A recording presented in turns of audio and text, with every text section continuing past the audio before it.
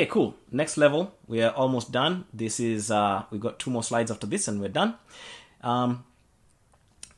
This layer is called the transcendental void, as we saw before. Now, in Sanskrit, it is known as shunya. Okay? It is also universal. Just like prana, the void is universal. Okay? It is experienced, it's just universal. Now, for the first time now, we have a layer that is non-dual, non-local. Remember those definitions we saw of duality and non-dual, of form and formless, and of non-local? So this is the layer now where we start to enter non-local and non-dual. Okay? This is also called the field of pure unexpressed potentiality. The field of all possibilities, the field of all probabilities. Okay? Layers 3, layers 3, 4, 5, and 6. Layers 3, 4, 5, and 6. These are all things that have become something. You know?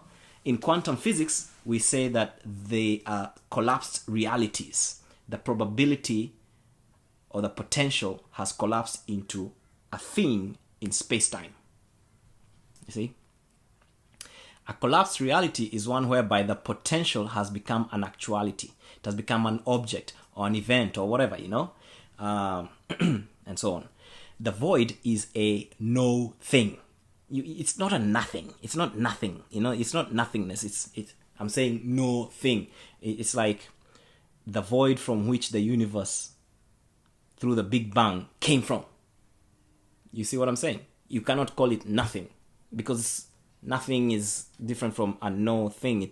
It's a mystery. There is no word in the English language or any other language that can actually describe this thing, because it's beyond space-time. It's beyond language. It's beyond concepts. Concepts, language, space-time come from within it. You get what I'm trying to say? So the closest we can sort of come to describing it is to say it's a no thing. But even that is inadequate. Okay? So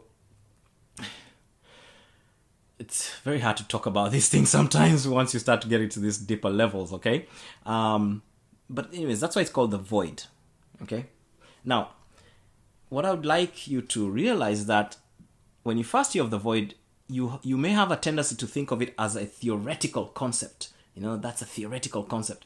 But actually, it's not theoretical at all. You know? You actually go to the void when you are in deep sleep.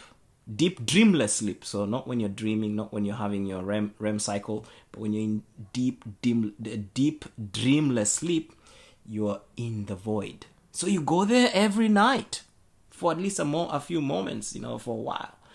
You don't remember it, but you go there. Or if you go into deep meditation, we're talking deep meditation, you will lose that sense of I myself. You lose that sense of this is where I start and this is where I end. This is my body, this is my word, this is whatever. All that will disappear and you will experience the void.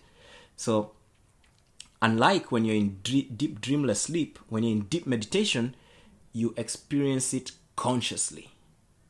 Okay? Now, when I first experienced the void in deep meditation, and to be honest, I've only experienced it twice in deep meditation, and I don't meditate as often as I would like to, to be honest with you. But a couple of times. There are people who go there all the time, but for me, I've only been there a couple of times, you know. And when I first experienced it, it was I can try and describe it. It had what you might call a taste. So not the kind of taste that you taste on your tongue, but a taste that you feel everywhere. And the closest word I can come to I can use to describe that taste is bliss. It felt blissful, like some kind of a blissful chocolate. It's very hard to describe, but then that's my experience. It might be different from anyone, but generally people say it's blissful. It feels like bliss. And it also felt like unlimited vastness and timelessness. So there was a quality of excuse me, of vastness to it, and of timelessness, of infinity, of eternity. Yet there was also a quality of nothingness to it. It's very hard to describe. But what I'm saying, it's a practical thing, experience. You may not be able to detect it with machinery, but you're built to detect it yourself with your beingness. You can go there. Okay? Words cannot express it. You have to experience it. That's the only way to really know it. Now, you don't have to, not everybody has to experience it in meditation. So don't start meditating trying to get this experience. You will not get it if you try to go for it. It will happen. If it happens, if it doesn't, it doesn't. You go there anyways every night. Just because you're not conscious of it doesn't matter. So don't try and make it a goal. That's not how you get there. Trust me. If you want to meditate, meditate. It's great. If you fall into it, fine. If you don't, fine. Meditation is still useful without touching the void. Because you go there every day. Every human being goes there every day in deep dreamless sleep. Okay? Now, some people, through practice and so on, have become able to experience this void when they are fully awake. Not even when they are meditating. Not even when they are sleeping. When they are sitting down. And in India especially, you find quite a few of these people. They're not that many, but there are few. There are enough of them that they're there. And you can go to them. And people go to them. They have followings. And when you're in their vicinity, you can actually feel the void. It's palpable. You can feel that presence. You notice that there's a eternal bliss. It's like your mind clears. You just feel blissed out when you're near them. So people come to them because they want to touch them. They want to touch them. That's not because they are superstitious, but it's because it's a palpable thing. You know what I mean? Even animals, you'll notice animals being drawn to them. You'll notice, animals even are drawn to them. So this presence is a real thing, and it automatically transforms that which comes close to it, at least for a while. When you're close to them, you just feel this transformation. All your questions are answered automatically without speaking, and so on. Now, when you leave, that effect may wear out, shortly over time, and then next thing you know, you're back to your normal.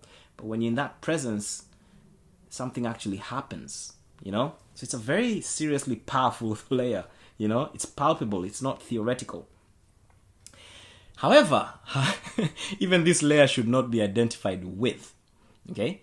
Because identification with this layer causes renunciation of the physical life itself in an unhealthy way. Have you seen those yogis? You see them on, YouTube or on in books sometimes. They become so emancipated, so skinny. Their skeletal structure is so weak. Their flesh is kind of rotting away. But they're just spaced out because of they're blissed out. They're like high on this bliss, and they're stuck there because they identified with this layer, and so they're withering away. They're of no good to anybody really, except people who are able to come nearby them and touch them and stuff. Some of them don't even speak. They're silent for thousands of days, literally thousands of days. Look this up. I'm not exaggerating. So they're in that transcendental, peaceful, blissed out state, but it has caused them failure to integrate with daily life. I'm not saying going to work and getting a job. I'm not saying they need to go to work and get a job. That's not what I'm saying.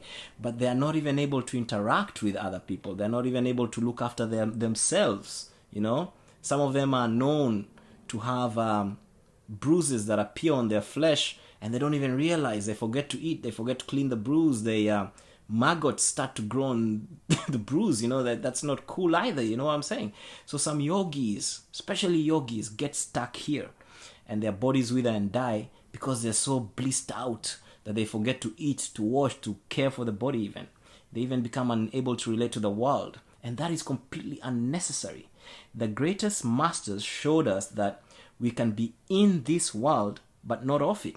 We don't have to be of this world completely, and we don't have to be identified with this world completely. We can be in it but not of it. There's a balance. We can be both involved and transcendent. So it doesn't have to be one at the expense of the other. Either one is an imbalance. Okay? So identification, even with this level, is a problem. You see?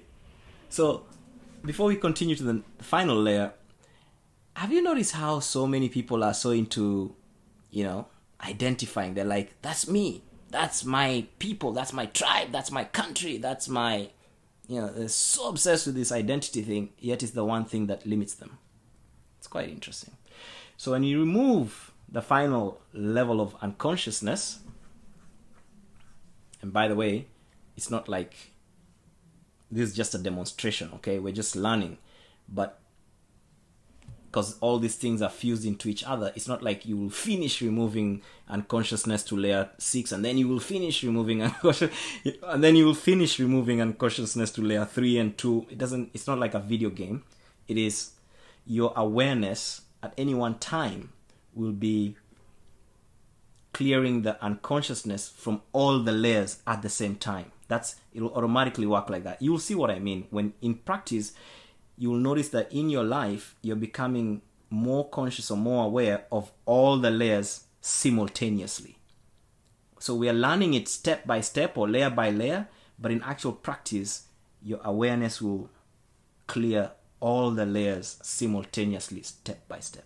A little bit at a time, sometimes in huge quantum leaps and gaps, sometimes 1% a day. And even 1% a day is enough. You don't have to try and go big. You can't force this thing. You see?